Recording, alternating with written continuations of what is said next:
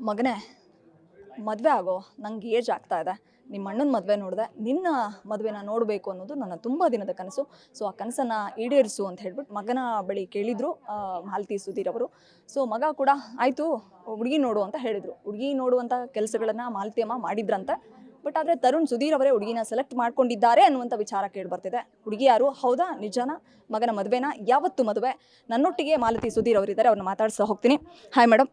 Sandalwood ತುಂಬೆಲ್ಲ ಸಿನಿಮಾಗಳ ಸುದ್ದಿ ಎಷ್ಟು ಸೆನ್ಸೇಷನ್ ಕ್ರಿಯೇಟ್ ಮಾಡ್ತಿದೆಯೋ ಅಷ್ಟೇ ಸಂಚಲನ ಸೃಷ್ಟಿಸ್ತಾ ಇರೋದು ತರುಣ್ ಸುಧೀರ್ ಅವರ ಮದುವೆ ಅಂತ ವಿಚಾರ.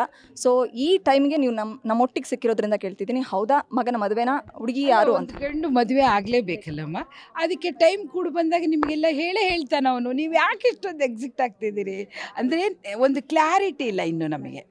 ಹುಡುಗಿ ಮನೆಯವ್ರು ಬಂದು ಮಾತಾಡೋದು ಅಥವಾ ನಾವು ಮಾತಾಡೋದು ಇದೆಲ್ಲ ಇನ್ನೂ ಕ್ಲಾರಿಟಿ ಆಗಿಲ್ಲ.